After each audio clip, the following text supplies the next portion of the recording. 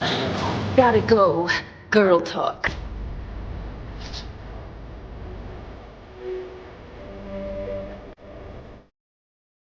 Boom! Hard in. Yeah, thank you. I almost remembered. I was waiting for Alex to say it. Yeah, I know. And by the way, Alex is not here tonight. I always have to be careful how I phrase that because I always say he's not with us, and it sounds like something else. But yeah, Alex is not here tonight. Alex is under the weather, so everyone flood his Instagram DMs with "Get Better Soon." That's that's Remind so him to drink lots of water and yeah. get lots of rest. Yes, he needs all of that. Uh, but I got Alice with me instead. Alice, Hi. hi. This is the last time we did a podcast episode with just the two of us. It's been a while, eh? Over a year. It would have been Deadpool Wolverine. Yeah. What a great time that was. That was good. That was good. we need to find time in our lives to go see more movies. Yes, That's what we 100%. need. When will that ever happen? I I have no guarantees, but I would love to. yeah, we have until we're on the same show, then I know we don't have completely clashing schedules. Yes. But until then, now it's just like now my schedule clashes with your schedule, and I don't know if you don't need to tell people where you're going, but you're going to be going on a very fancy, fun trip very, very soon. Yeah, I'm going to Europe, guys, all the way across the ocean to France. Yeah, Woo! I'm jealous, and I'm still trying to pinpoint if I'm jealous that you're going to France and I'm not, or if I'm jealous that you're not taking me with you to France. I know. It's a fun trip, but hey, you know what I am excited for us to go to is the Twice concert when I'm back. Oh my god, yeah.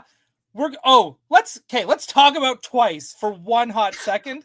I know that has nothing to do On with Gotham Gotham. City tonight. Yeah, Yeah. I know it's got nothing to do with superheroes, but they're heroes to me. I don't care. The so I did you check your Spotify today? Your recap? I don't use Spotify. That's fine. So I checked mine, and I Okay. think mine might be broken because my top song was a song I don't remember even listening to this year. And then I noticed that the numbers for all my songs, for how many listens, were all the same. And I was Oh. like, that's weird. But the albums were correct. And I was like, yeah, that makes sense, right? You got K-pop Demon Hunters in the top 5. I had this is gonna sound really weird, but trust me, this is all gonna come around. I had Jan and Dean meet Batman. Now, I don't expect anyone to know who Jan and Dean are. Jan and Dean are a beach band from the 60s, right? They had the same kind of sound as like the Beach Boys, that kind of. So they sang like beach music about going to the beach, picking up girls, driving their cars in California and all that kind of stuff. So in 1966, they came out with an album that ties in to the Batman 66 TV series that were all like beach type songs about Batman and Robin and Joker and Mr. Freeze. Then in between the songs, there would be like, oh, hey, Jan. And then they'd be like their own superheroes living in that world where they meet Batman, but then they would sing songs about Batman. And I never knew such a thing even existed. So I can understand why that one hit in my top 5 this year for albums, because there were so many days where I would just be like, is this real? Like, and I would just listen to it because it's just so. Some of the songs are like, well, they're like beach songs, so they're like poppy and catchy and fun, and Feel good, yeah. you're just kind of doing it. And I was just like, this is cool. But yeah, I was a little shocked. So like top song, I was like, yeah, I'm not even gonna repeat this. I don't even remember listening to this. What? Not that it's a bad song, but it's like I will say who it was. So it was Lady Gaga, and I was just like, oh, we love her. But it's like an old song of Lady Gaga. It's not even like a new one. And Which I was one? just it was okay, let's just say it. It was Applause from Lady Gaga, an older song. But I was classic. like, I don't remember listening to this song at all this year, let alone having it be my top song. And then having No Cat's Eye in the top 5 was also like, that's weird. Those are they my had girls. A good year too. Yeah. They had a good year. Yeah. Yeah. So, anyways, I don't know. I can't help you there. I live like I'm in the 90s, and I still can I say this online? Does this count as like proof? But I still pirate all of my songs. My gosh, how many viruses do you have on that computer? I still live like it's like 20 years ago, and I'm like out God. here. I'm like, all right, let me pirate this Do song. you need me to share my Spotify account with you and make you your own thing? It's not about the money. It's that I have collated this master set of songs and organization and like everything. And like Right. if I go to Spotify, I lose all of that. Yeah, right. It's like you're using dial-up. That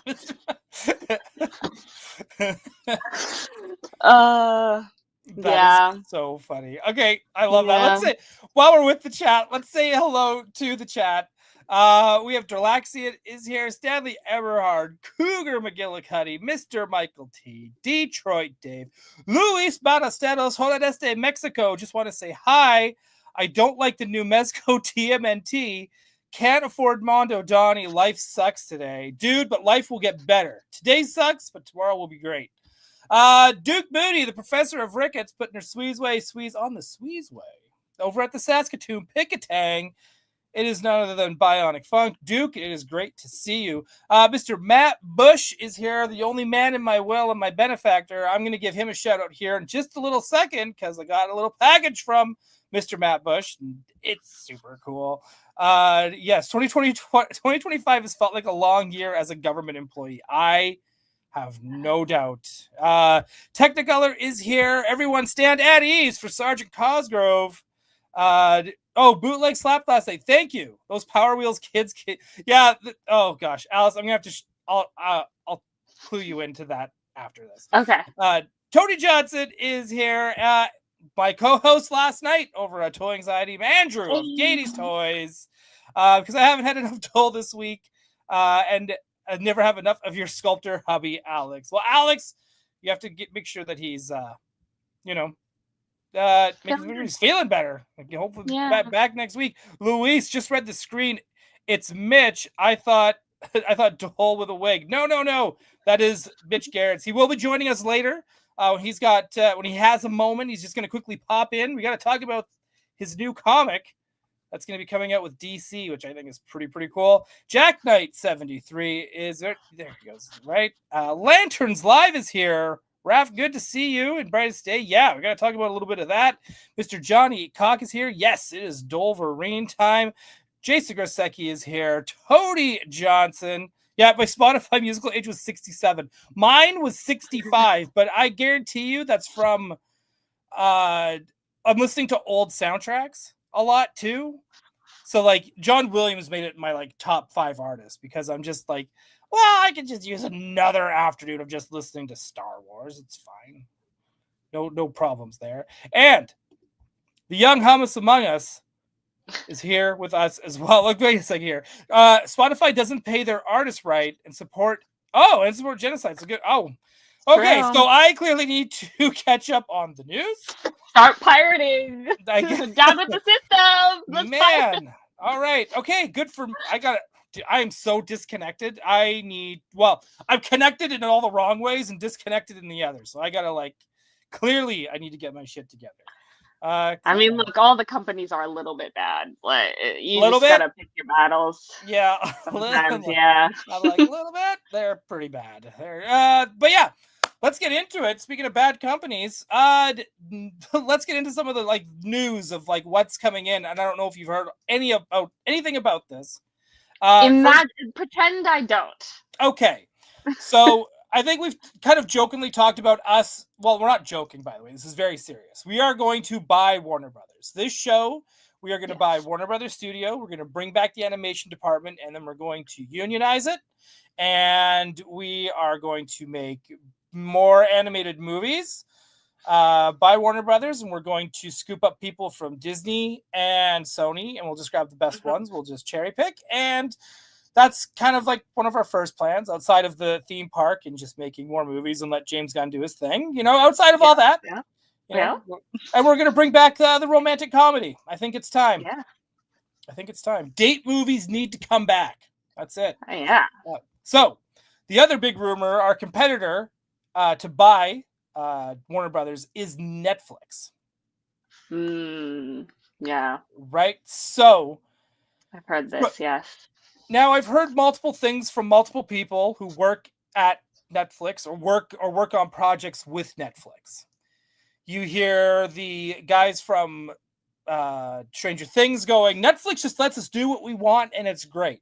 I'm sure that's the case because Stranger Things brings Stranger Things. Yeah, they bring in a ton of money. So I am not surprised with that. But other projects and smaller projects, it depends. It's weird. If there's a project they think is going to do fairly well, apparently Netflix likes to get really involved and have their. I'm not surprised.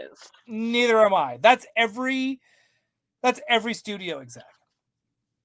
Then you got the case of K-pop Demon Hunters, for instance, where they didn't care because they didn't believe in the project. No, it's the only people that believed in the project were the people that worked on the project. Let's put it that way. Yeah. And everyone was like cheerleading for K-pop Demon Hunters, ourselves included. And so Netflix again, because they didn't care, they didn't say anything. And this happens with animated movies a lot. I mean, this kind of happened with the first Spider-Verse movie, where it was like, no, we got to focus on Homecoming. This is the animated movie, but Homecoming, we gotta have our finger in every pie on that one. Where it's just like, but until that one became like a smash hit, then the second one, that's when it was like the Eye of Sauron was on that project. And I think the same thing is going to happen with K-pop Demon Hunters 2. I believe there's no way that's not going to be a thing. You have to assume so. You would have to There's assume. too much money on the table to be left. If there's anything you can bank on, it's will this film make money? All right, then it will probably come into existence. Right. Yes, agreed. So now with the idea of Netflix buying Warner Brothers also owns HBO, by the way. So that means like HBO Max might like go kaput. Do you think it'll have a huge impact on any of the DC projects going, or do you think if that happens, or do you think they're just like, as long as it's making money, they'll just let them do their thing? I mean, it's hard to say, really. There's so few companies and so many at the same time. I feel like some company owns some other company and they all own each other, and it's like, at the end of the day, there's like 5 companies that actually exist by separately. Right. But I think with such a high profile purchase, I would assume that they would leave Warner Brothers to kind of do their own thing. Because Netflix's thing, yes, they do movies, but their big thing is like streaming and TV shows. Like, I think Netflix is more so known for their shows than they are for their films. Right. And Warner Brothers is like a big production house that does a lot of like high budget films. Now, I think it's interesting because I'm not surprised that Netflix would want to acquire a traditional media company, because Netflix I consider as one of the new media companies. You know what I mean? Right. It's like fairly young. It's run in a very modern way. This tendency of companies now of picking shows that earn a lot of money and then hyper managing them and then kind of having other shows that fall into the wayside. That's a very modern day approach. Webtoons does the exact same thing. And part of the reason is that these big cash cows pay for a lot of these other shows. They're essentially funding the company as a whole. A lot of these shows might not necessarily earn their money back or earn much money back. Same with Webtoons. You have a couple comics where they're super, super diligent with and get a lot of marketing on and a lot of merch and product, and it funds the rest of the company. And that's kind of how that process works. I'm not surprised that Netflix, considering how well they're doing, are trying to acquire a more traditional company, because they don't work necessarily in that same way. Right. Although I think there is this trend of going towards that. I don't know. I think that they'll still keep Warner Brothers like a fairly separate entity, but I wouldn't be surprised if they move people from Netflix onto Warner Brothers to like manage it a slightly different way. I assume that that's Mhm. kind of what they're planning, is like some overhaul of the internal management system, and then using the shell of Warner Brothers as a big production film house to make films, and kind of like more of the mainstream Hollywood kind of film, you know? Right. And I was thinking that too. Like Warner Brothers would be a great stepping stone for Netflix to actually now do theatrical releases. Hmm. Because, like you said, they're dipping into that with the last episode of Stranger Things, K-pop Demon Hunters sing along. Those I think the Stranger Things last episode in theater is going to do gangbusters I'm at New sure, Year's. yeah. I don't know Oh if it's yeah. playing up in Canada, but I think in the States it's going to do really well. Plus, K-pop did really well for both Netflix and Sony getting that release in the theaters. So we'll yeah, I'm super curious to see what's going to happen with that. And like you said, I totally agree. They're going to go in, they're going to wipe out the management. Disney does the same things when they acquired like Lucasfilm, like all that stuff. So like when they acquire something, usually it's the management that goes so that they can have their people in there. But the downside to that always is that you need to keep some of that management that knows what's going on to help Sure. teach these people so they can fire the old people later. Yeah. Well, that's the hope, is that they'll listen to advice from people who know what they're doing, right? That's never a guarantee. You never know when a merger Right. happens or takeover happens how that's going to end, end out. But yeah. Yeah, right. Something happened at Paramount recently, right? Chris Bobinski, thanks for being here, right? And Yeah. it's this too. Think of like Disney owning ABC and ESPN. I feel like ESPN does their own thing. A lot of people don't even know that ESPN was owned by Disney, Mm-hmm. right? Disney There's is very good at acquiring companies that don't directly compete with their main Disney section. Obviously, Pixar yep. and Disney are kind of the same thing, but they're very good at acquiring a whole bunch of. It's like it's horizontal, like lateral Mm-hmm. growth, right? Like more money, more is more. More money is more money. Like, they're never like, oh, let me just focus on this one thing. They're like, we'll just buy this other company. Yeah, let's just how about we just buy all of it, and we'll Yeah. just like, it's like Bruce Wayne. I'll just like, because you can't use the pool. Well, I'm buying this hotel, and Yeah, now I'm that's going to right. use That's the right. You can't pool. stop So me. that's Exactly. that's a Alice, amazing answer, by the way. Thank Yeah. you, thank you. I've been the media training. I've never had media training, but the media training is really kicking in. Yeah, absolutely. It's yeah, because I don't know. I could totally, yeah, and I agree. I think I think they could end up leaving Warner Brothers as completely its own thing, only because Warner Brothers itself is such a staple and such a big name itself. You'll just be able to buy Netflix merch at the Warner Brothers gift shop at the studio. I think, well, Yeah. that, and they would own the studio then, so they would have a studio lot of their own, which they don't Yeah, have. that's what I'm saying. I think that's what they're Right. trying to acquire it for, is that Yeah, kind of yeah, growth. yeah. Although, and this is a fact that I have not fact checked, so if I'm wrong, blame the video that I watched someone else telling me this fact. But apparently only about 23 people successfully sold their original movie idea scripts in like Hollywood last year. It's like a very low number. There was like thousands of like applications, but a very low number of actual successful original, because original films just aren't really being made quite so much anymore, and the ones that are getting picked up are like internally already, like they're already part of the company. And I think it's really interesting because Netflix, actually, streaming services right now, I think, are producing the most amount of original content.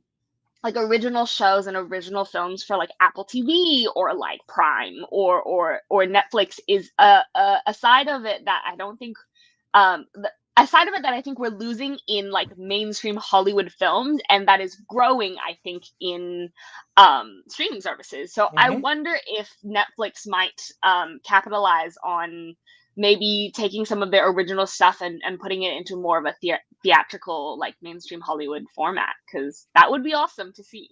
That would be, yeah, no, I agree. And maybe they'll be able to take some of those pitches and like be able to be like, maybe that's where they go like, hey, actually this one would work better with our Warner Brothers group.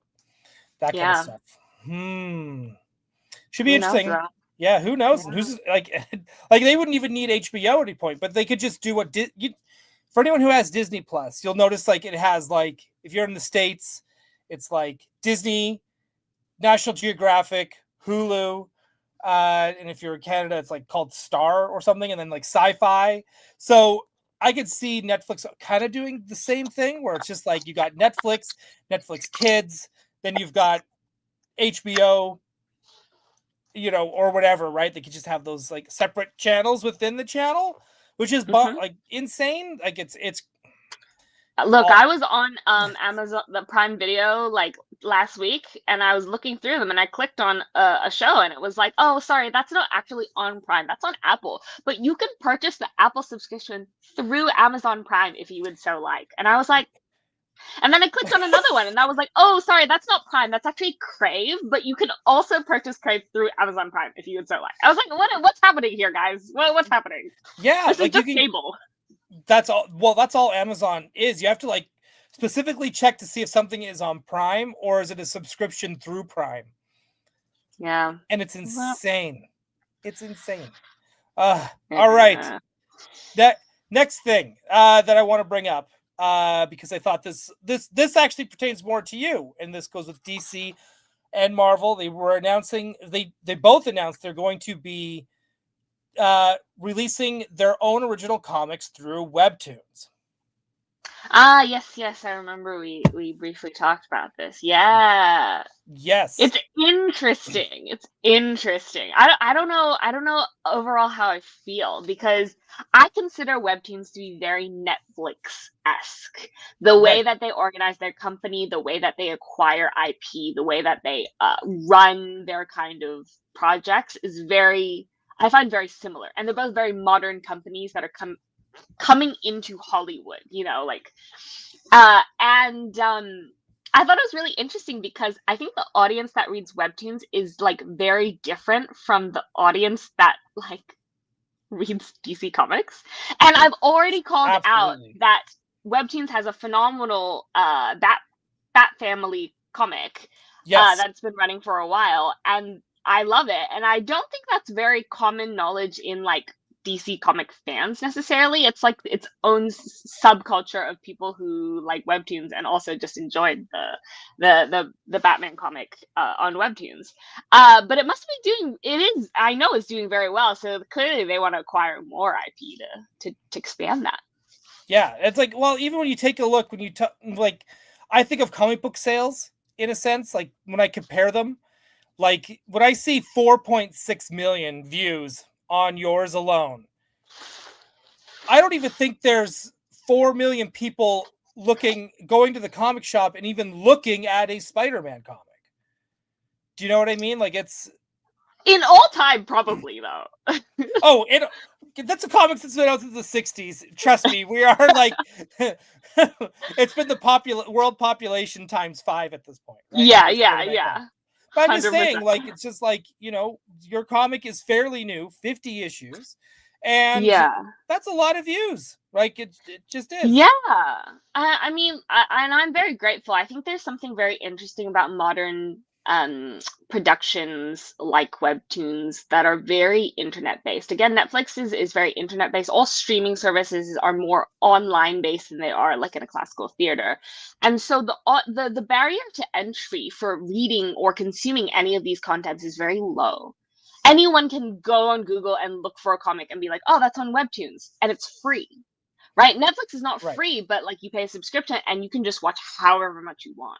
You have to pay every time you go to a theater to see something, right? You have to pay every time you want to buy a comic. Now, again, I'm not sure how this works. Is there an online subscription-based comic service where you can read all comics? There is. Now, what is it called? It is, I believe Alex uses it. I know he uses it, and then Lexi, who is also used to be a host on this show, and she uses it as well. And so, and they just use their tablet, and Alex likes it specifically so he can zoom in on panels and stuff. Yeah, I mean, It's definitely becoming. But is it just the one service though? Because aside from webtoons, there are many, many, many other webcomic based websites these days, and I think comics haven't quite hit that stride yet. I'm surprised they don't push it further because I have not seen ads for. Oh, that name sounds familiar actually. Yeah. Yeah. That's it. Thanks, Tech. But yeah, it is that like lower barrier to entry because you can just it's free. It's paid by ads, you know? It's right. Yeah. And so I don't know the thing with Netflix and the thing with webtoons is they're very sanitized. Again, the same with Hollywood, but they're very sanitized for the general audience because their aim is the general audience.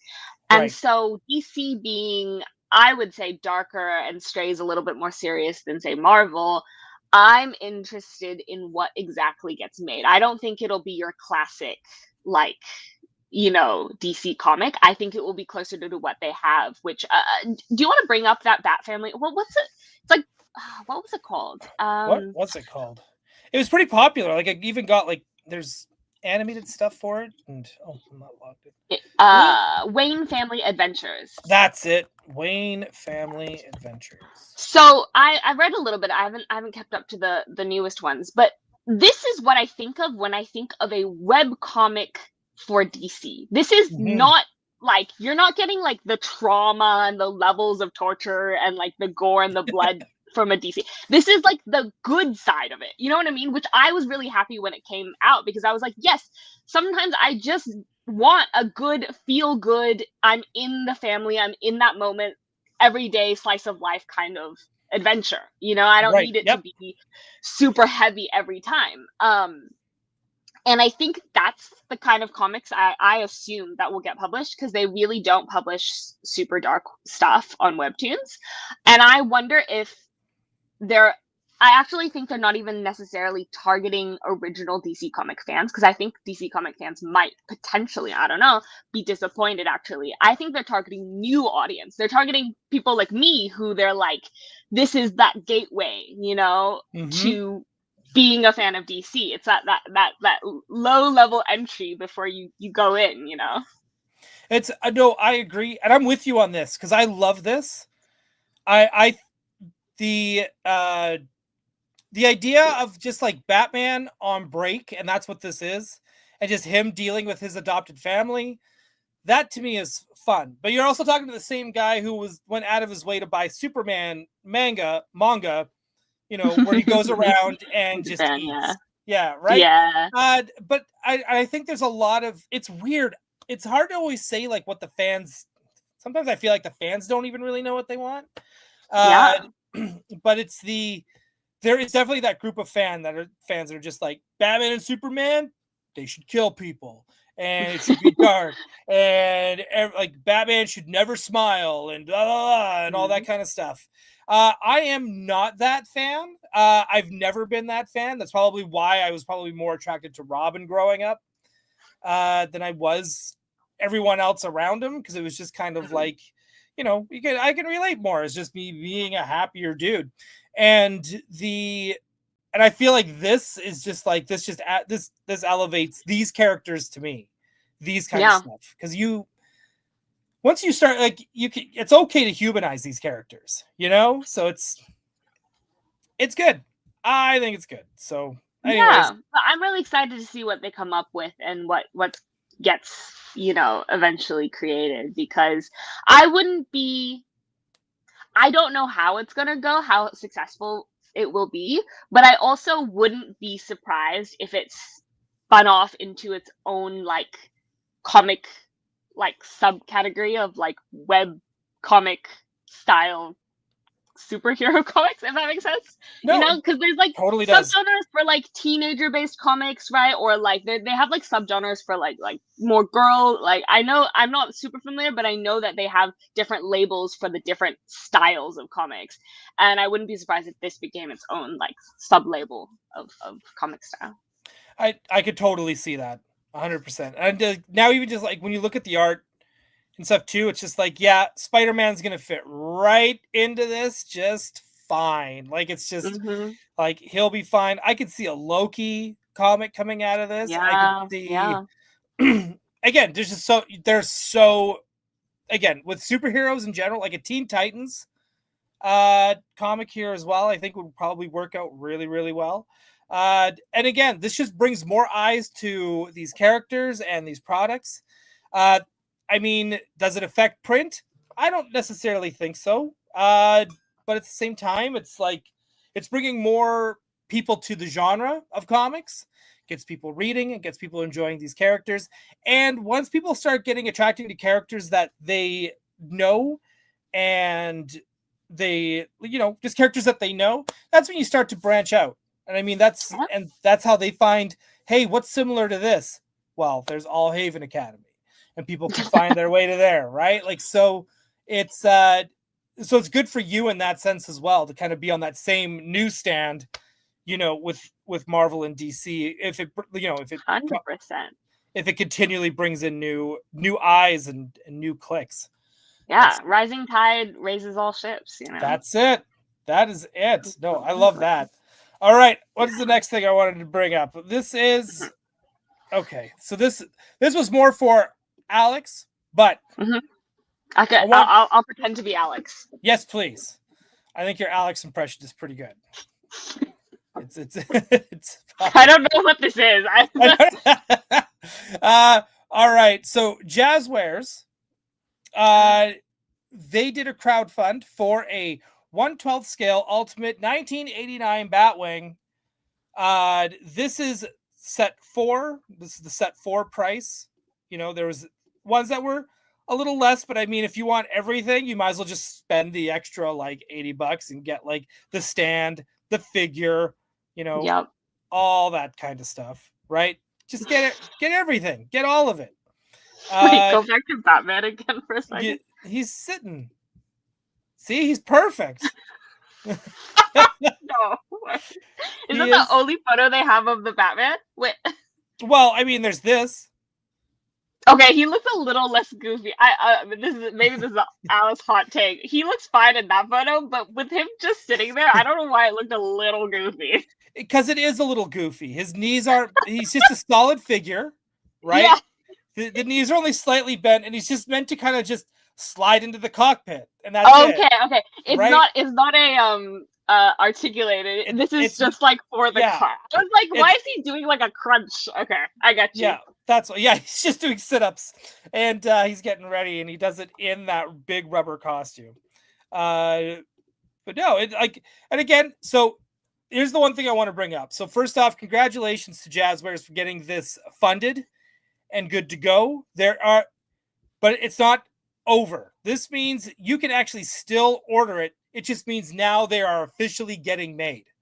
So they got the whole payment plans. If you need payment plans, pay in full if you want to.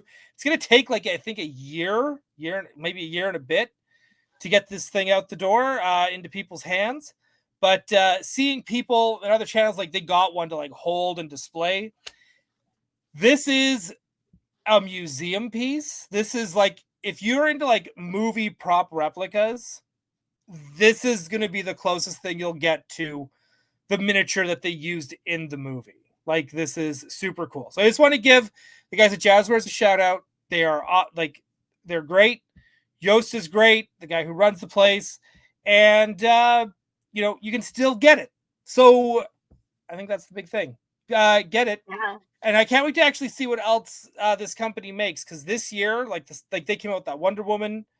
Oh, not Wonder Woman. Well, that's coming. Wonder Woman's coming, but the Catwoman. So they did the fight for Catwoman and all that stuff, and it's just everything they touch looks so good. And yes, you are paying a bit more. It's a little bit of a premium on these things, but if you take a look at the quality and what you're getting, I think it's absolutely awesome. Let's switch back to the theater for one hot second, and we're gonna switch our gears actually over to Marvel. Before we do Marvel, shall I talk about the thing that I'm excited for from DC? Oh yeah, absolutely. I did homework. I was like, all right, Alice, what's coming out? All right, so here's the thing. I didn't realize that V for Vendetta was a DC comic. Oh yeah, Vertigo. I don't know where he came from. He came from somewhere, but he existed, and I'm a big fan of the V for Vendetta movie. I used to have that script memorized. Like, I could do the monologue. And apparently there's a new TV show in development. Yes. I was like, wait, what? I didn't know about this. That I went on to IGN, and IGN was like, here's all the shows that are in development, and they put V for Vendetta in it. Oh, and I was like, whoa, I didn't even know that was DC, but apparently so. Yes. Yeah, that's so I'm excited about that.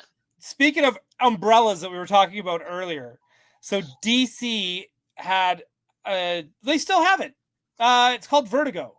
So that's where V for Vendetta, Sandman, Transmetropolitan, like all those more like not superhero adult themed comics. That's where isn't it like called like the Black Label or something like that? Now it's called Black Label, and Black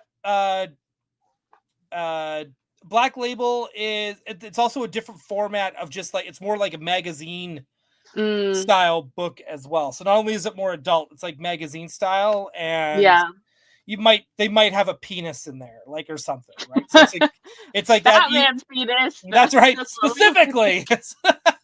Right? So it's just, it has that kind of stuff to it. But no, V for Vendetta, I think, because the movie is great, the comic is amazing, and to build it out as a series, like, if they're doing an adaptation as a series, I think it'll be even better than the movie. Yeah, so I'm really excited about that. I don't think there's really anything out about it. I only did a very brief search, but I will be keeping my eye out for that. Yeah, no, same. Because now I got to know. Because there's a lot of movies coming out from DC this year. I think even when I left off the thumbnail, I got Supergirl on there, but another one, the one I left off there was Clayface. Right? Yeah. And I'm super curious to where that all fits in. So it's just Well, I didn't realize that they were still going to do Robert Pattinson Batman, but also another Batman, and it was a different, because people were like, oh, we don't know if James Gunn is going to keep Robert Pattinson, what's happening with that film, blah blah blah, and it seems like we're doing both essentially, and I was like, I wonder how that works. I still think they're going to bring in Pattinson as their Batman. I still think I think he's just too popular. I think it just went over. People are really wanting it. Plus, we can just slip right into this news. We're going to hold off with the Marvel news. Okay, sorry. We're going to slip right into this news. No, this is good. Because there's also a rumor going around that Scarlett Johansson is signed on for the Batman 2. For who? My first automatic thought was Poison Ivy. Just because, she's pretty. And that was just my first thought. However, if they want to really like surprise us, I say make her a corrupt cop. You know what? I feel like Scarlett Johansson's at the point in her career where she would do that. She would take an unconventional character. You know what I mean? Like, I think she's made her money. She kind of does whatever she wants now at this point. Like, and she's made that clear. She's like, yeah. So I wouldn't be surprised if she was a Poison Ivy type character, but I also wouldn't be surprised if she was like someone alternative, Right. And I was thinking, oh, it'd be I think it'd almost be too much of a cop out to make her like a lawyer, like a high profile lawyer. Like, they might be able to pull off maybe a Harleen Quinzel before she becomes Harley. Yeah. I could see that. I mean, she is blonde. Right. Well, do we know? I haven't looked into it. Do we know who's showing up in the second film? Is it confirmed? Well, just Batman. That's the only one. I think that's confirmed. Batman is confirmed for the Batman 2. I would hope so. I really hope so. Yeah. Right. Mr. Michael T. One rumor is Andrea Beaumont from Batman the Animated Series, the Phantasm. Right, Mask of the Phantasm. Right. let's see here. Mr. Michael T. Penguin in a very small role is in 2. Is that for sure? Is that, so it's just, I don't know. It's one of these things where it's like all these rumors come out and it's like, yeah, like you don't know until it happens, right? And trust me, I've been part of this, just like working on these films where I've seen things where it's just like, oh my God, this is going to happen. I heard this is happening and so is going to be in this. And you're already working on the movie and you're just like, no, like you're not even close. You're nowhere near it. Yeah, it's true. But I can't say anything because if I try to pretend I confirm anything, then I get fired. Yep. And that's it. They take you out back. The twist is she is the new Batman. Hey, do it. There you go. Right? So it's I don't know, but I find it interesting. I do think she's a good actress. I think she gets a bad rap because she chose some roles that maybe she shouldn't have taken early on, but I think since then she's been fine. Like she's fine, right? I mean, I think she's fairly beloved because of her Black Widow role. Like I think that kind of puts her in that like beloved like classic role. Like she'll forever be like a superhero, you know what I mean? Agreed. I agree. So yeah, I find it almost interesting that they're willing to take on an actress that is so recognizable. Yeah, exactly. I almost feel like because of that, I almost feel like she's gonna come in as something out like of left field. I'm talking like heavy prosthetic kind of like character. You know what I mean? Like, you know how Penguin is like just a ton of prosthetics? Like that's the vibe I'm getting because they don't hire famous actors or actresses and then just put them like as they are. As they are. It really doesn't. It really is not that common. Like it's much more like obviously like Robert Downey Jr. reprising his role, well not reprising, but coming back as Dr. Doom. But Dr. Doom has a mask, right? And we're kind of expecting them to do something with it. Like I don't know. I think I wouldn't be surprised if she came in as someone that needed like a heavy amount of prosthetics. That's awesome. That's a great point. Summer Gleason for Scarlett Johansson for Purdue Power Gaming. I mean, yeah, Summer Gleason. But she can't come back. Summer Gleason. Did you watch Penguin? Me? No. Yeah, we got to put that on your list for when you're traveling. Yeah. So yeah, I'm not going to spoil anything, but we do have a Summer Gleason already in that universe, and she's like the news. Okay. Reporter. So yeah. So there is a Summer Gleason already in that universe, and like Mr. Michael T, a big name. You know what if they like really got weird with Batman in this and made her Man Bat? That'd be great. I mean, it could happen. I didn't mean to laugh. Sorry. Don't feel no. There's only good ideas. There's only good ideas.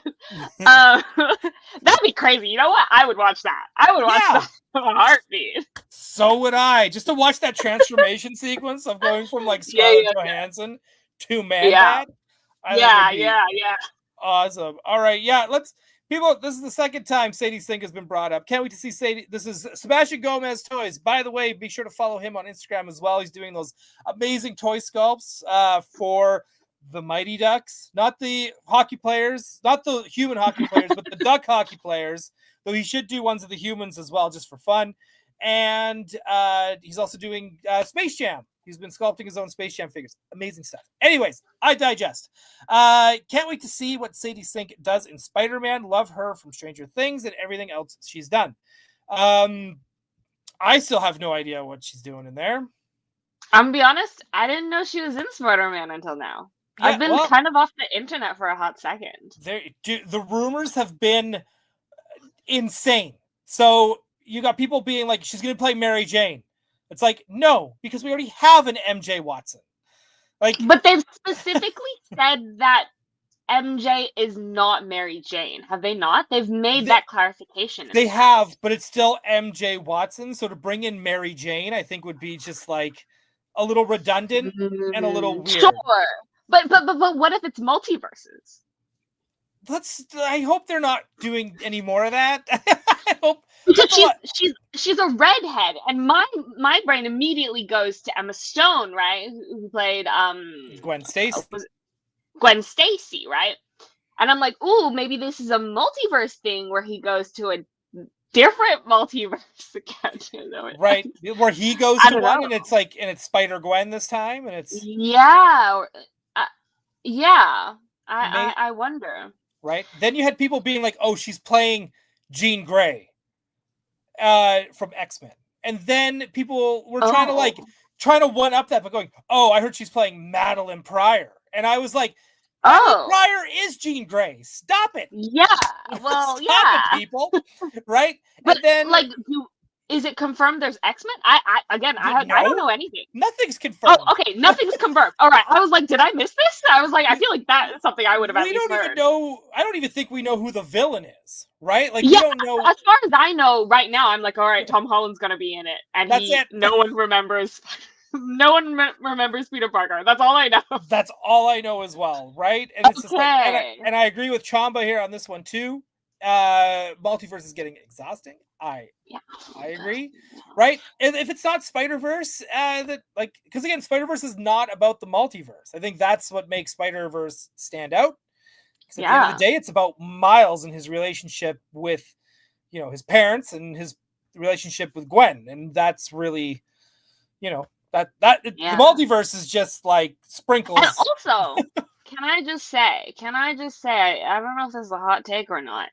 Like, Spider-Man's whole thing is that he's like he fights for the little guys. And like the last few films, he's like off in space and like in another country, and that's cool. Like, he's clearly doing good things, but like, what about the little guys in New York? Right? Like his whole thing is that he's like, I fight for the people in my hometown, in my neighborhood. That's and right. I would love to see, maybe because everyone's kind of forgotten Peter Parker, maybe he like returns to that kind of like grassroots, like I'm just fighting for my corner of this world right here, Yep, I am 100% with you. So I don't think that's a hot might be a hot take to everyone else, but it's not a hot take to you and I. I wholeheartedly agree. Like, he's got to be dealing with bad publicity, and through all that, he has to like just try to be the best person he can possibly be while still screwing up and not making it to things on time and missing work. And he has to deal with all of that. And then next thing you know, here comes, a rhino, a guy in a rhinoceros costume. You know what I mean? Or like, it could be any of that. And I think that's what I'm 100% with you. That's all I want in a Spider-Man movie right now. I don't need 10 Spider-Mans. If I'm going to have another Spider-Man, please let it at least be Miles. And then if you're going to do, like, I just don't think anything, I think that's what I loved about Hawkeye. And I don't know if you watched Hawkeye. I might have watched a couple episodes, but go on. Great. Yeah, it's a great one to watch at Christmas time. It's good. Yeah, Christmas. And that I might put it on during the plane ride over. Yeah, you should. It's so good. And that one too is just about saving a city block. It's not like universe coming down, crashing to Earth, and having to stop it. Yeah. Like, I understand that works well for Avengers movies because that's what the Avengers are about. Yeah, that's their thing. But and that's going to lead us right into our next thing. I don't know if you saw this sausage party. Oh yeah, I did. So I don't know when exactly this conference happened, but I was on like TikTok and someone was like desperately translating the Italian. They were like, "This is what they're saying." Okay. Yeah, because this happened in Italy, right? Yeah, this happened in Italy, and it's kind of funny because this I saw this graphic, and my first thought was, are there any women? Are there any women in this? Like, what's happened?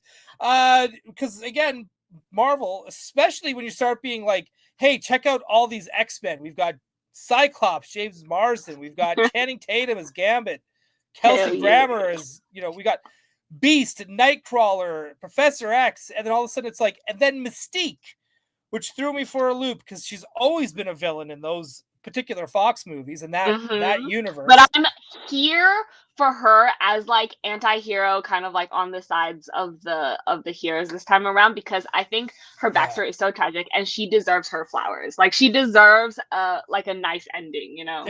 I am with you. So it's always great to see Rebecca Romaine back as well. So it's like great seeing her back, but it had me just like also excited about that. Yeah, I'm excited she's back. Where's Jean? Where's Storm? And I know they wanted to keep. I understand this movie probably has a ton of secrets. Like they don't want to just let everything out all at once. I get it. But at the same time, I was just like looking at this and I was like, you couldn't like throw in a Halle Berry if she's even in it. I know. I was like, I wonder. Well, this is like their safe kind of like, yeah, we all kind of knew most of these were going to be in the film, right? This is all kind of, I think, mostly expected.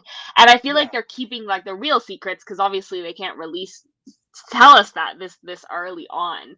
But yeah, it really is like, you look at it, you're like, I mean, people were talking about how the fact that Loki is back and how that even works with the storyline. Is he in this photo? Yeah. If he is, it might be way over here. He's in the middle there, but it's like, well, last we saw he was like keeping the multiverse together. So like, what's kind of happening there? Is he like, is the multiverse unraveling? Is that the thing again? I don't know. Yeah, you know, but he takes his staff and he just hooked everything up to it and like it's like, oh guys, if I just tied them together, I don't gotta be here anymore. Yeah, I can just hold it together. It's fine. Whatever.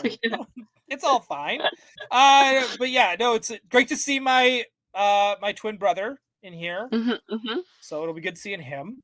And then but yeah, I still don't know what to expect. It just seems like the cast is so massive. Yeah, I mean, they didn't even include the really obvious, like I would expect them to be in there kind of girls like Captain Marvel. Like I was like, shouldn't she be in that? Doesn't that seem like something she'd be in? Yeah. Right? Yeah. Where are all the Marvels? All three of them. And wasn't okay for anyone who saw the Marvels. Spoiler alert, by the way. At the end of at the end of the Marvels, one of the Marvels, Photon. Come on, someone knows their name. Someone in the chat, help me out. And she wakes up. She goes like she gets blasted into a black hole. She wakes up at the end of the credits, and Beast is there from X-Men. Kelsey Grammer. Yeah. So clearly she has to be in this movie as well. So, but yeah, and they're not even on the list. I'm like, that's an interesting choice of who they're picking to be on this release list. Yeah.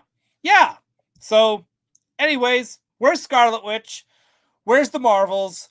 Where's Kate Bishop? Say, so when I saw this post, by the way, they kind of had, I don't know if this was like a different screen that they took a screenshot of, but they had them grouped by their like superhero like group, right? Like the Fantastic Fours had their own like little bit and whatever. And someone was like, okay, this is the Avengers team essentially, which is like Falcon or like the new Falcon, and then like is he called Captain America now? I don't actually know. Yeah, he's Captain America. He's Captain America now, and then the new Falcon, and then Loki, and then Thor, and Ant-Man. And Ant-Man. And I remember looking at that and being like, this is kind of lame. Yeah. Is that bad to say? It's yay, like it's funny because that was the ending of Thunderbolts, where they had all the news things come up of like more like the B-Vengers, right? Like I love it. You can't be the B-Vengers if you are the Avengers. You can't be the B-Vengers. Yeah, right. You're the B-Vengers, like not my Avengers. Like it's just they already knew how people were gonna react, and so they kind of got ahead of the game on it a little bit. But it was. It's weird. It's like this movie to me. It's like I am so curious. I'm not crazy excited, but I also can't stop talking about it.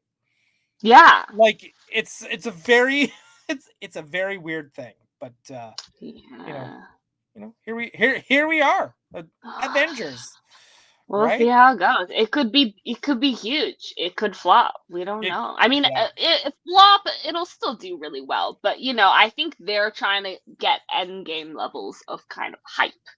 yeah, Um, without the proper buildup, which I think is also yeah, kind. they're going straight into it, which I'm like, ooh, that's a lot of riding on just like the hope that people will be interested, which I think is why they're kind of trying to build up a lot of secrets and like things like that. They're trying to build up to it. Yeah, I agree with that. Yeah. Well, again, guess we'll find out next Christmas. I think that's when this one's supposed to come out, and I have Mhm. no idea. People are. Someone said in the chat that that there were like after photos, like Brian Brink, master of Mhm. the charts. Hallie is in it. There were pics taken of the cast after filming wrap up. So I'm just like, and I guess they are taking a break, but I kind of assumed they were going to do Doomsday and Secret Wars kind of back to back ish. I assumed. That's just me assuming. I have. I mean, yeah, that's what I would think in terms of most efficient use of time. Yeah, hang on. Give me 1 second. I think our guest is about to arrive. I am going to resend this link. Give me 1 second. Alice. Yes. I But also this. Oh, sorry. Nope, it's okay. I was I just was going gonna to. say that. Yeah. Oh, sorry. No, go ahead. Go. I was gonna say that this comment is very true. That there are a lot of AI photos running around right now, so I'm sure that other one was real. But I have seen many. There's like this really viral one of like the three Spider-Man like hanging around on set that is like AI, and people are like, "Oh my god, a new Spider-Man!" But it's like, nope, that's just AI. Yeah. So now we got to combat that too. Oh yeah, there's that too. That's annoying, and it's crazy how much of that I'm already seeing. I know this is a tangent. This is not anything to do with anything. But even when you go online now, it's like, oh, check out the funny thing my pet did. And you're already like, your pet, Oh, that's not your pet. And you did not, yeah, nothing did that. That's fake. Stop it. true. Don't do that. True.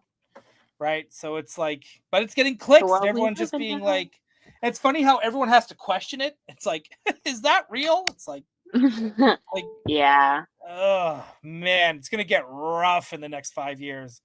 it's Right. true. It's true. Right. The fake We're trailer gonna get community is going to left have behind, yeah. and we're gonna be like people now with like iPads or whatever. They're like, why isn't the screen? That's gonna be us, but with AI, we're gonna be like, what's this cat jumping on the trampoline? Yeah, I know. That's totally true. I love it's yeah. Can't wait for that. What is this? Secret Wars reportedly. Oh, I swear I can read. Now filming April to September. That is a long film. April, May, June, July, August, September. 6 months filming. Well, when you consider how big the cast is, though, I'm not surprised. Like, I wouldn't assume everyone's on set the entire time. They're probably gonna do like chunks, Say your line in front of the green screen. Pop it back. Now, right? my question is how long that film is gonna be, because I'm like, ooh, I feel like it's probably gonna be like 3 hours.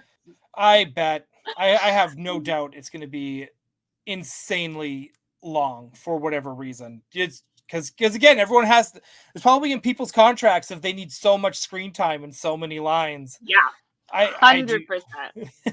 right? And the movie poster is just gonna be everyone's heads. Like, it's just I know Endgame and like was already like that, but like it's just everyone's heads in like a grid format so that they can fit everyone onto the poster. And then it'll just be Doctor Doom will have the biggest head on there, and then just everyone else is around it, and then you'll be like, okay, you'll know by the size of everyone's portrait in the poster who has the better agent. Exactly. Who got paid the most. That's right. Yeah. That is totally it, right? Yes, and I'm with Jumbo on this one too. I miss 90-ish minute movies. I agree. I was talking to someone like a couple weeks ago about it. I'm like, what happened to the 90-minute films? They were great. Yeah, right? Hang on. I gotta try it here again. No worries. I'll rant to the chat. I was saying that films used to be 90 minutes, and now they average, I feel like 2 hours, 2.5 hours is very, very normal for a film. And yet somehow we get less story done. I don't get it. I used to come out of a movie theater of a 90-minute film and like everything's wrapped, everything's good. I feel like I went through an entire storyline. There was the beginning, conflict and end. And now I come out of a 2.5 hour film and I'm like, what? What's happening? Why'd that happen? Why is there a plot hole there? Why didn't they talk about that? And I'm like, what happened between now and like 15 years ago where we are less efficient with our storytelling? Yeah. Actually, that's a very good point. Like, and I find that maybe it's like, and I understand, like, I even find the same thing with Stranger Things a little bit, because now they're just like, well, we can do an hour 40 episode, right? And then it just like becomes an hour 40 episode, and they could have like trimmed that down and slimmed it down a little bit. Yeah, like it's exactly. crazy. All right, we are going to move on to our next topic, but we can't move on to this next topic about things coming out in 2026 without this man, who is very gracious enough to give us any time at all, because he is an award-winning artist who works with award-winning directors, writers, probably one of the top industry professionals in the world. Mitch Gerads, welcome to Gotham City Tonight. I'm finally here. Yeah. Oh my gosh. dude, thank you so much for your time.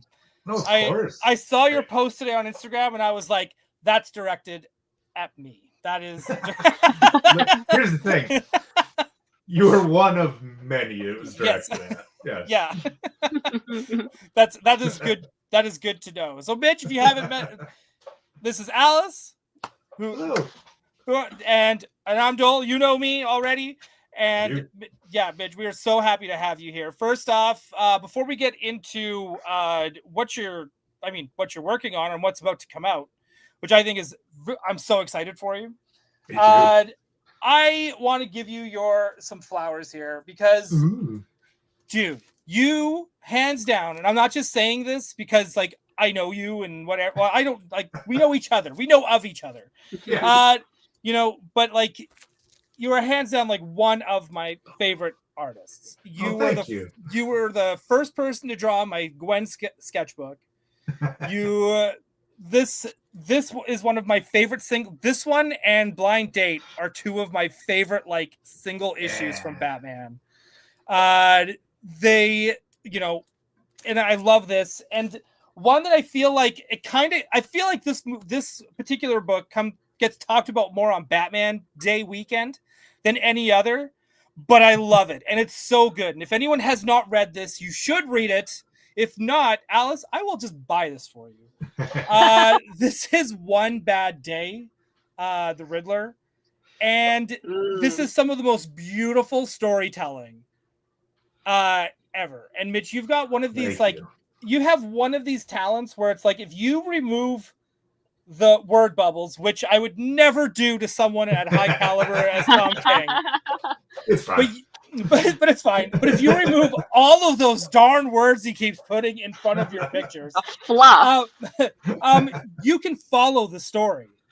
And it's still beautiful. And I mean that I still feel like that is a talent that does not get recognized enough in comics. I feel like 100%. It was a thing that growing up, every book I ever bought about making comics, that was the number one thing it always talked about was you should be able to still follow the story, even without any words or directions.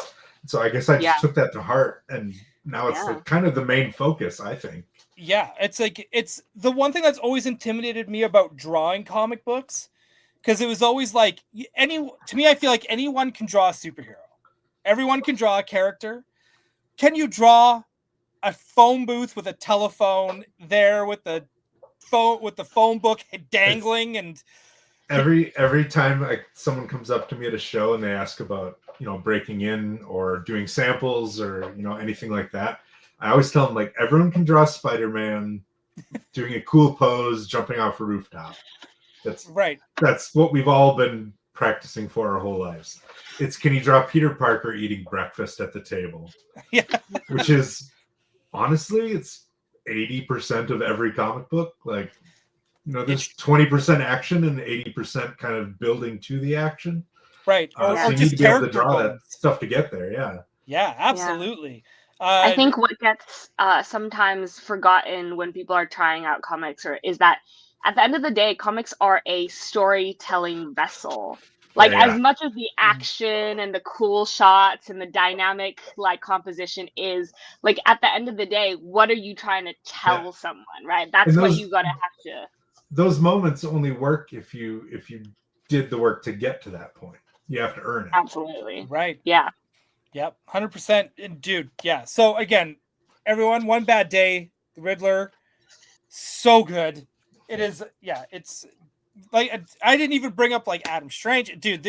You have done like I said, you've worked on some really high profile stuff, as well as you worked. I got to know how this happened. You worked directly with James Gunn on a Vigilante book. I did. How did that come to be? So I was looking for what to do next, and this was right at the height of when Tom was super busy with Lanterns and everything else he has going on in the DCU at the time. And so I knew like I had to figure out something to do without Tom probably. And all of a sudden one day I just got an email from our editor, Katie Kubert, and she's like, "Hey, I want to know if you would be interested in this. I can call you and talk to you about it more if you want to hear about it, but I can't really like tell you what it is outright." Yeah. I'm like, all right. Yeah. Okay. You have baited the line very well. Yeah, that's what piques the interest. Yeah. Yeah. And so then I hopped on the line with her, and she said James wanted me for it, and I couldn't say no to that. And so then it was like, oh God, is James writing it? Who's writing it? And they're like, Tim Seeley, who's been one of my best friends in the industry for 10, 12 years now.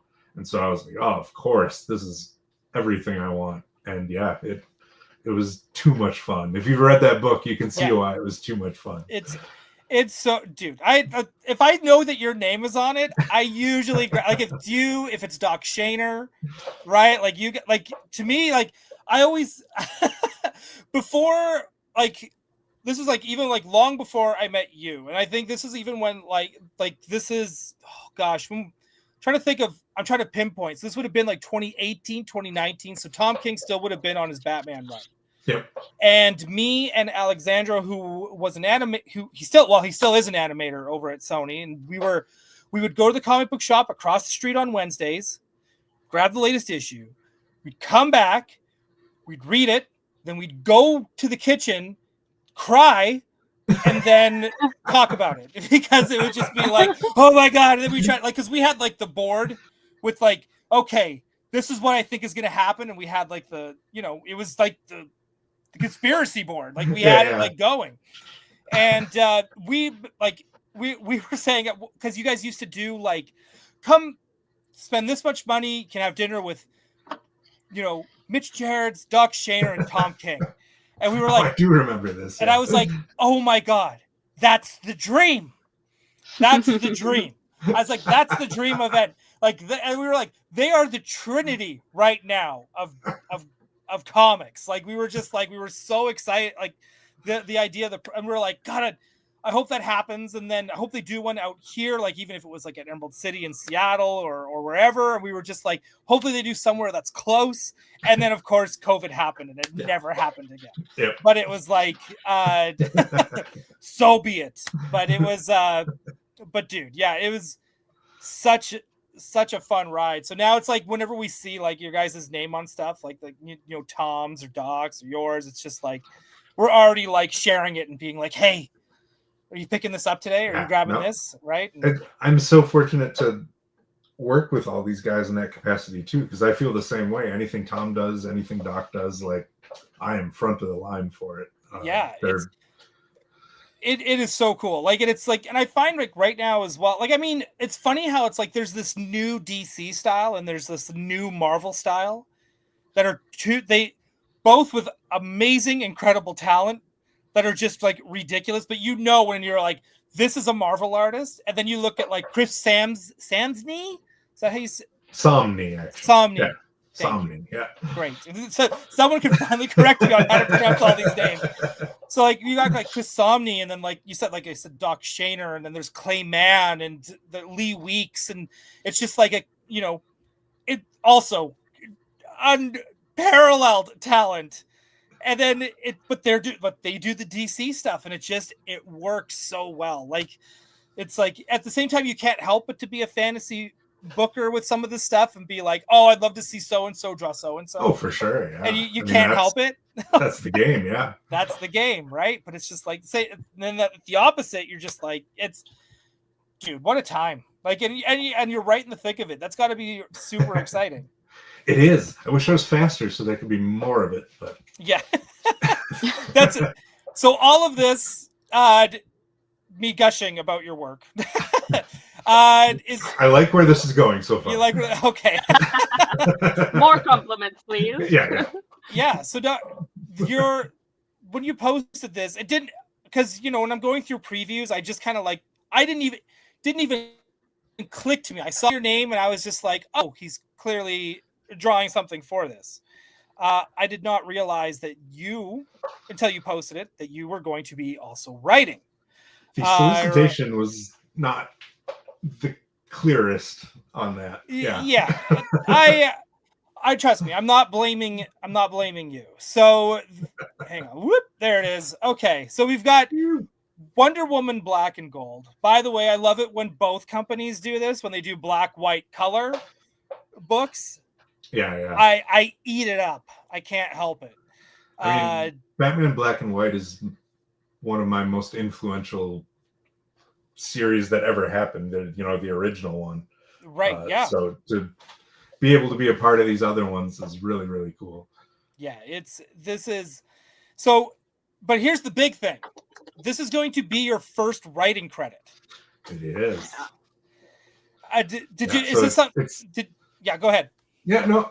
So it was a thing where I had finished Vigilante, and they're like, Brittany Holzer, the editor at the time, who works with Tom on the regular Wonder Woman book and other things, was like, oh, we'd love for you guys to do like a short or something you can fit it in, because I've done Wonder Woman covers for her before, and she knows how much I love the character and how much fun I have. So I was like, yeah, I would love to do some Wonder Woman. And again, it was a thing where Tom was like, I don't have the time, but I have an idea, and I love the idea so much. I was like, well, can I write it? And they all agreed, and I got to do it, and I'm super proud of it. I think it turned out really well, and it's like this fun, all ages kind of story. I'm real excited for it to get out there.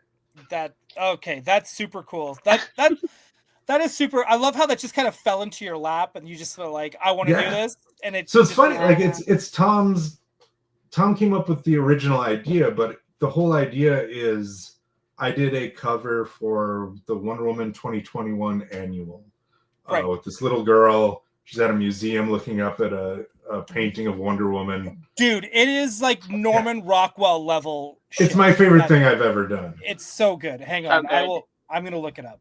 Gotcha. And the short that I wrote is literally the 10-page story about that cover. Like, what's that scene? How did that happen? Right. Do you feel like, we were just talking about how, comics are a form of storytelling, and some comic artists are stronger in the skill of the story writing aspect and stronger in the skill of the illustration. And you clearly care a lot about the actual story of it. Do you feel like this was training you all the way to do the story writing? Was it effortless, or was it like a different muscle you were using? That's a good question, because I don't want to sound like an asshole. It was effortless. I just knew how to do it. It came very naturally. I will say that. Yeah. Because I think, you've trained. And like, what's funny is, as I was doing it was coming out very naturally. And I wrote the 10-page script in like a couple days. And at the end, I just had to laugh to myself, because it's very Tom King influenced. Obviously, working with Tom for this long, I've picked up on things. So there's a lot of things I did intentionally because of Tom's stuff in the main book. I wanted to kind of mirror and all that. and then some things that just were like, oh, that came out of me, but that was such a Tom move. Yeah. So yeah, it's funny how we've kind of molded into each other at this point. He's so good at art now. Is he really? Oh my god! I thought because it's like really like Have you seen? Hey, yeah, because I was thinking in my head, I was like, are they letting him do a stick man comic book? Like, it's like plus, man, like it's dude, like again, this is so cool, and this has become an iconic picture, like in its own right. Like, it's so good. Yeah. So it's just the story of why she's there at the museum and why that painting is there, and even the guy walking across the page is one of the main characters of the story. And nice. Oh, dude, I can't wait. That's so that awesome. For the record, you can still order this one at your comic book shop. Wonder Woman black, white, and gold, and it comes out the second week of January. Did my research. Comes out that second Wednesday of January, so make sure everyone goes and picks that up. I think please. Because you gave us a little bit of a tease there where you said, if this does well, maybe I'll get to write this Batman story. Yes, I have this Batman story just burning a hole in my brain the last couple of years. And so I'm hoping I can turn these little stories into letting them do a bigger thing. Oh, dude! Yeah. I hope Is this the new goal? Is to do more story writing? Have you come it out has of this been. one? I think it definitely is at this point. I obviously can't tell much at all about the Batman thing, but it's something that I've been developing for a couple of years with my good friend Brandon Boone, who's the composer of the No Sleep podcast. Okay. So it's definitely got a horror bend to it, and that's kind of a thing I love outside of everything. So yeah, I couldn't tell. Yeah, I couldn't tell, dude. It's very much. It was an idea formed while Tom and I were doing the winning card, the Brave and the Bold Joker story. So it's very much in that vein. Oh, dude. Okay. That's super cool. So I hope that comes to light first off. Me I too. hope that does. So would this be your like writing, drawing, covers? Like this is just your book through and through? Me through and through, yeah. Oh, dude. Yeah. Who would you do you have any like if you now this is your book, you get to choose. Okay. Who do you choose to do your variant cover? Oh, yeah, this is a good question. I feel like it has to be all the ones we've already been talking about. Yeah. My good friends who I know can crush it. Yeah. I mean, on top of that, though, because of being a horror book, you got to have I would love Sienkiewicz. All those. Kelly Jones would be super fun. Staple. Yeah, exactly. That is an artist who I also feel does not get enough merchandise. Kelly Jones is one of those artists I always think about where when I was younger, I did not like it. And there's so many of these guys that I'm like, oh, what is this when I was younger? And now are like my absolute idols. Yeah. Dude, he's very much someone like, I feel like a younger crowd is like, I don't know about this. But then I feel like as you get older, you also appreciate what he was doing. Dude, he's got the Jack Kirby effect. Absolutely. Right? Where it's 100%. Just like you don't appreciate it till you're older and you just understand what you're looking at and what it took to do what he did. Yeah. As I remember too, as a kid and being like, these Batman ears are ridiculous. Yeah. Like this is he can't walk through a door. Yeah. And then the moment you get older and you start to be like, who cares? Yeah. This just looks cool. Yeah, it just looks. It's the aesthetic. It's the mood that's being portrayed. Yeah. Yeah, it's so good. I love that stuff so much. I'm with you on that, dude. I hope that comes to light. I don't know who I have to also push to be like, let's make this happen. If enough people buy Wonder Woman, that'll help. So this now just also leads me to this, and then we're going to get into something that you and Alice are both very, very into, which has nothing to do with comics. Well, it kind of does. Actually, that's a lie. I'll shut up. But Mr. Michael T, this is something I wanted to bring up as well. The Mr. Miracle comic that you worked on is going to be an animated series. Do you have any? Are you part of that at all? Are you part of that team? Absolutely. I'm a creative producer on it, consulting producer. I did most of the initial character designs for everyone. And so, yeah, Tom's the showrunner on it, also the whole writer. So that is it. How is it surreal to you to see your work animated? It's mind-boggling. Every week we have a meeting and they show us new stuff, and I wish I could tell you who all was involved too, because there's some real big names involved in the making of this show too. I'll wait for the announcement, and I'm sure we will. I'm sure we'll talk about it here. But it's like that is again the Mr. Miracle is another that's one of those comics you can recommend to anyone just getting into. Let's put it this way: if I have any friends that have fallen off of comics and want to get back, Mr. Miracle is one of those ones where you can just be like, read this.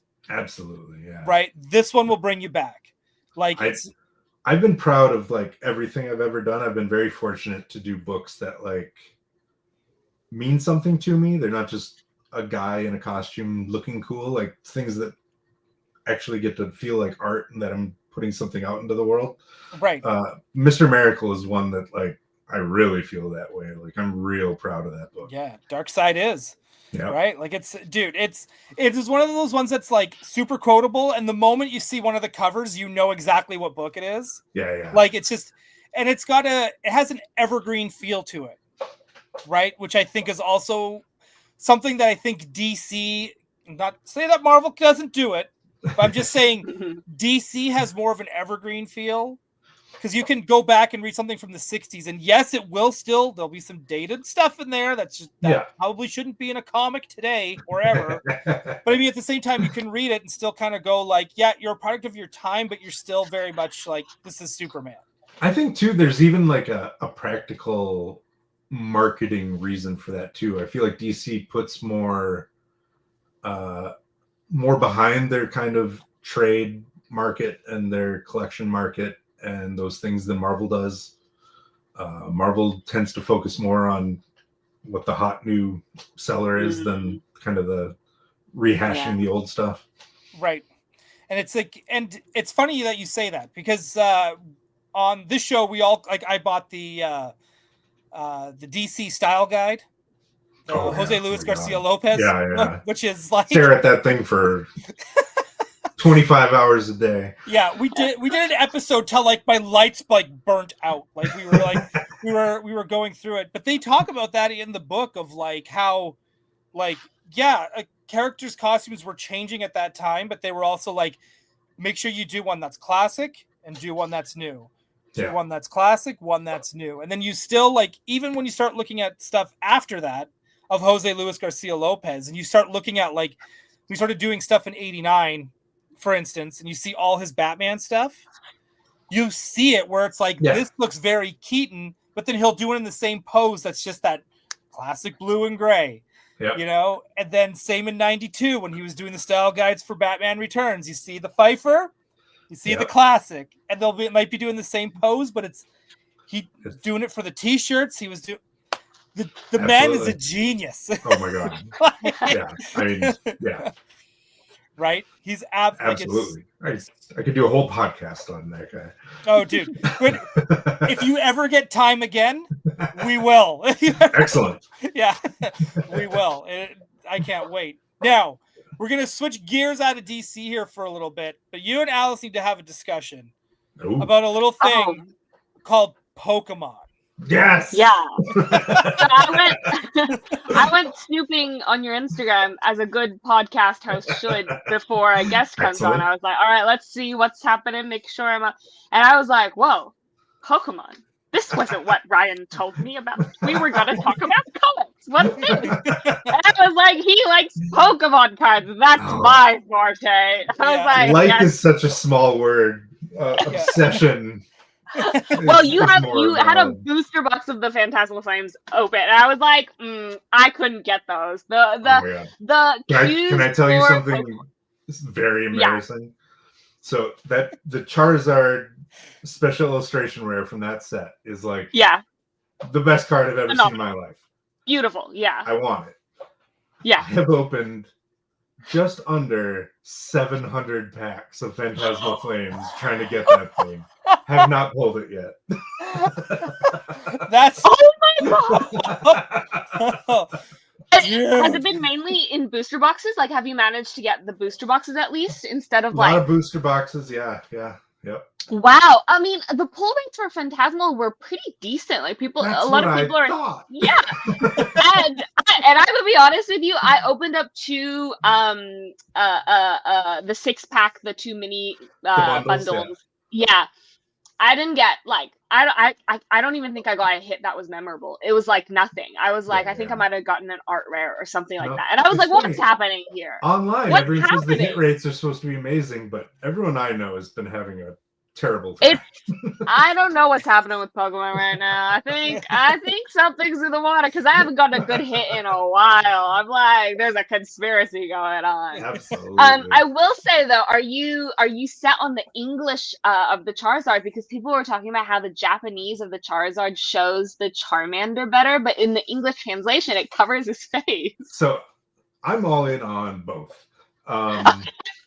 I've already pulled it in Japanese. Actually sent it off to PSA and just got my grades back, and it came back on 9, and I was heartbroken. Yeah.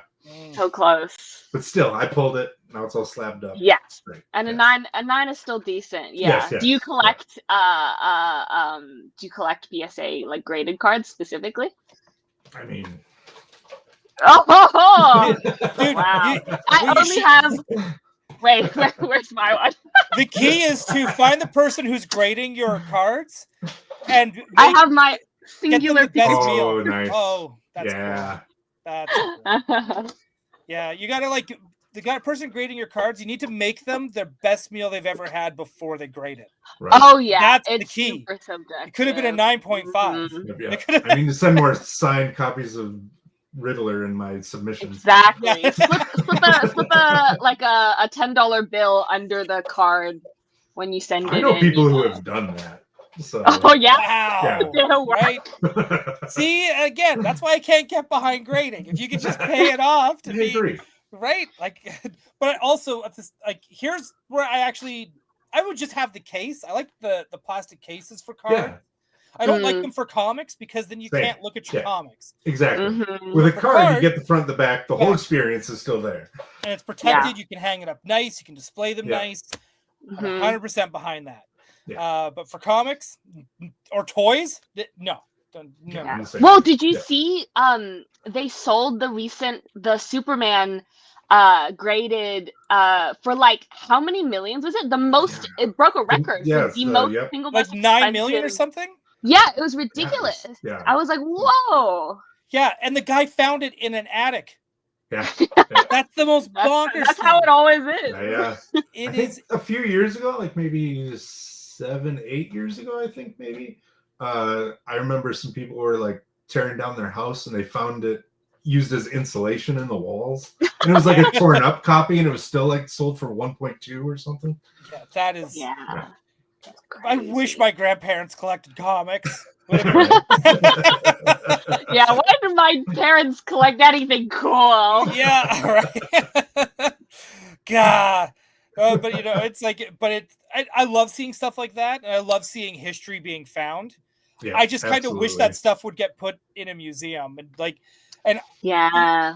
I have been very lucky enough. Like, I've got to go into the DC archives in the basement there, and like even that is like overwhelming. Like because I've only gone there once in the first. I remember leaving the office and then I just broke down crying because I was just so overwhelmed. Like everything. Is this at the old offices or the? This is the Burbank offices. Okay, gotcha. Yeah. And I remember like leaving and it just burst, like just breaking because I like walked out the door and I was like, "What did I just see? Yeah. What did I just touch?" That smell of leather-bound books is just. It's all the stuff that we've obsessed over for our entire lives, and then you get to see it in person. Yeah, it's like, oh, you want to see the Jason Lives page that never made it? Here's the actual page. It's just like, what? Yeah, so it was just, It was bonk. And again, too, like just that there's a front cabinet, Alice. I'm going to try to explain this to you. There's a front cabinet when you walk in, and they've got like these like old newspaper print style comics from like the 20s and 30s on the bottom row. And I remember being specifically told, like, the only person that we've allowed to come in and touch them is Frank Miller. And they were like, Frank Miller gets to touch these. You do not. Yeah. Fair.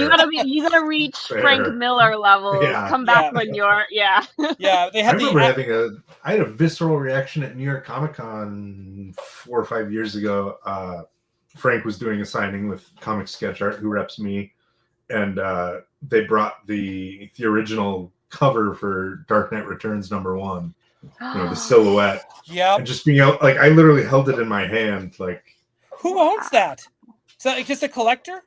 I think a collector now. I think it was there because it was being sold. So that is insane. Yeah. I couldn't even imagine owning a piece like that.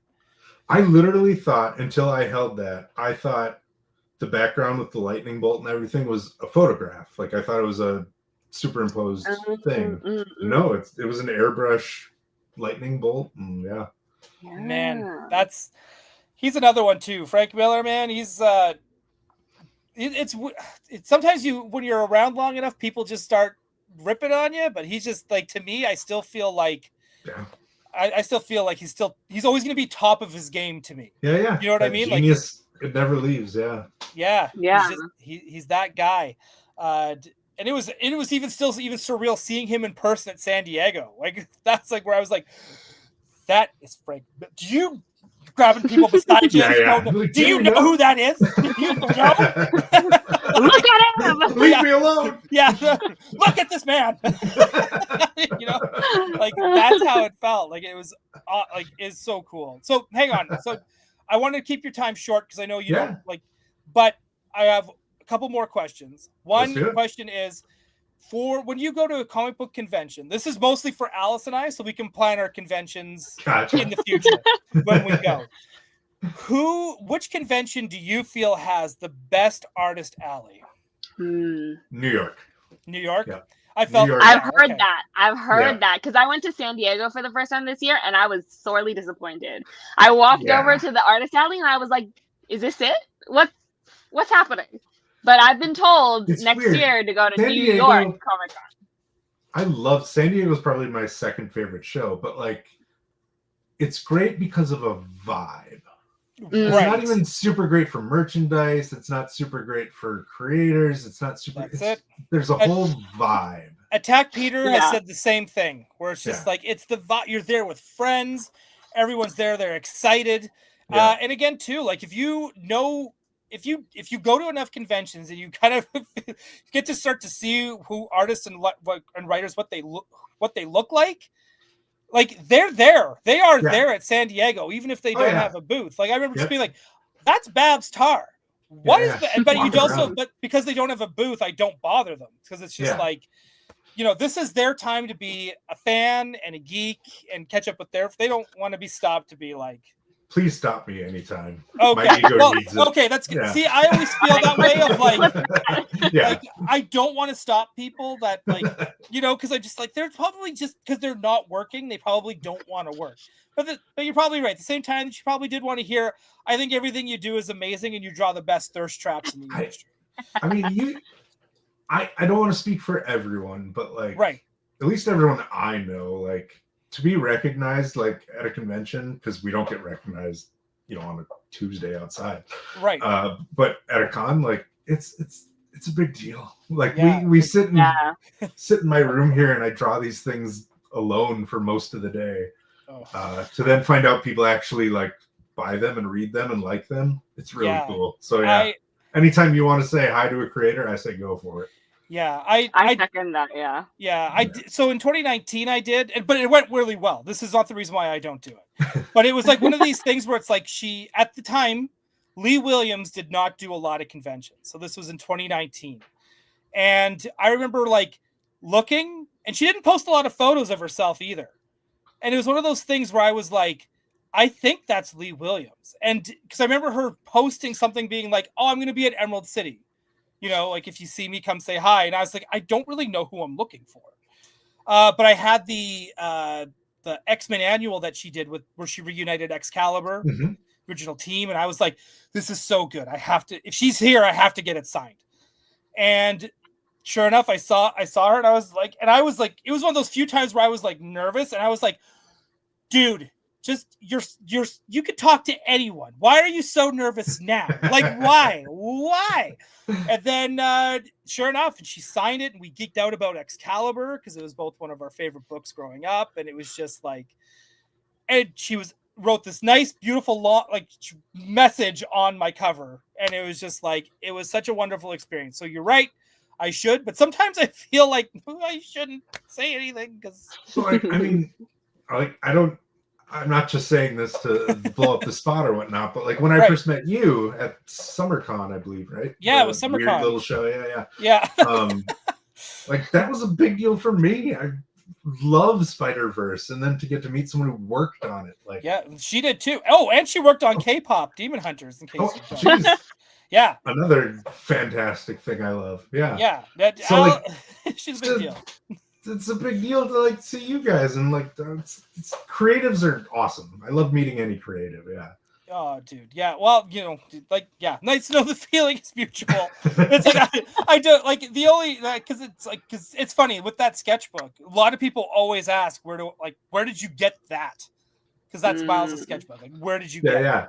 And it's like, oh, well, it's like that kind of always opens the door. But I remember even working on the first one, and because you get we got these really nice Nike hoodies with the embroidered like Miles symbol. Awesome. And like it also had like embroidered crew on the back, because how my backpack sit, you could never see crew.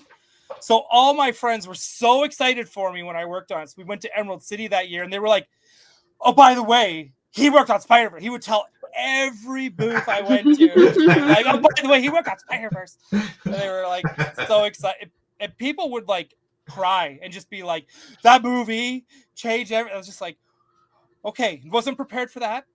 Not prepared for that, right? Like but it's like you do start to realize, like, the movie it's a reset button. It changed a lot of expectations in animation and again in storytelling and just like across the board of just like, hey, our expectations can be set higher, and it's okay. I mean, it's okay.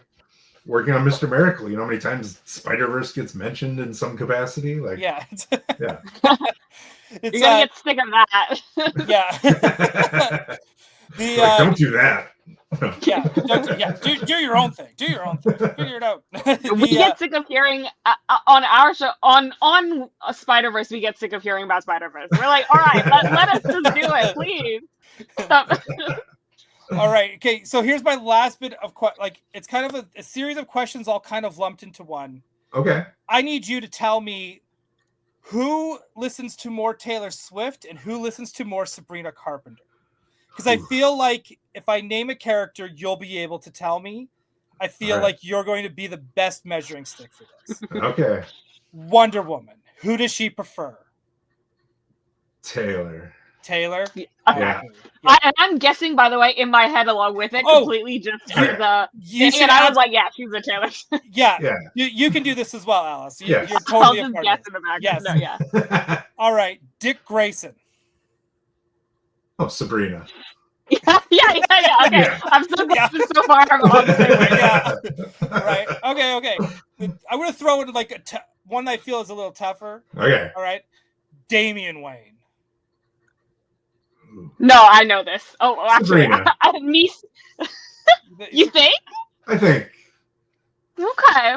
I was gonna say Taylor Swift because he likes animals, and I feel like she's a country girl. True. Yeah. All right. Okay. I don't know. I was actually gonna say Taylor as well, but like in her I just broke up with somebody, I'm upset. All right. Let me rephrase. If we're talking about like Reputation era, that's Damian. Oh, right? Yeah. There we go. See, this is right. And then Lois Lane. Ooh. My instinct was to go with Taylor on this one, but I don't know. Yeah, I feel like instinctively I was like, oh, Taylor Swift, but I almost feel like she gives off like new Sabrina Carpenter fan. Like I could see her like Yes. picking up on it and be like, you know what? Like, Yeah. It's, if we're going by like Brosnahan movie Lois Lane, mm, Okay. Sabrina. Right. Yeah. Okay. Yeah. I could see that as well. All right. And Mr. Miracle. Ooh. I mean, I Taylor. I think he likes a real catchy song. Yeah. mm. He's probably got Fate of Ophelia on repeat. Yeah. Yeah. We always talk about how like Barda and Scott are from a different world, and they've come to our world to like learn to be more like humans. And so I feel like a catchy pop language is probably where he's at. You think Yeah. Barda falls in the same category? I think so. Yeah. They're both just dancing. They're both in the living vibing. room? Yeah. Yeah. Yep. Yeah. Awesome. Yeah, those are the ones I wanted to bring. I just thought that would be just a fun way to end it. That is great. Yeah. Awesome. Okay, we're gonna end it here so that you can go back and go do all your 1 million projects. So we can happily read it and look at them when they all come out. Yes. Yeah, we're very excited. So, Mitch, where can people, if you want people to find you, where can they find you? Yeah, I'm just at Mitch Gerads with no space in the middle on I guess Blue Sky now, but mostly Instagram. That's where I do 99% of all my social media-ing. Yeah. I hop on Blue Sky every once in a while. Yeah. But nowhere else. I drop Twitter and Facebook. I drop. There. Probably 100 different Pokemon forums. Otherwise, just follow me on Instagram. Keep an eye out for more stuff about the Mr. Miracle animated series and various books from DC. I have a lot of covers I'm working on now. I'm working on a one-page thing tonight for someone that a new writer, or at least new to me, that I have worked with before, but not in a writer-artist capacity. That's all I can say. Okay. All right. Yeah. We will hang tight. Yes. Awesome. And then Alice, of course, All Haven Academy back in the works. Yes. We just saw so close to season 2.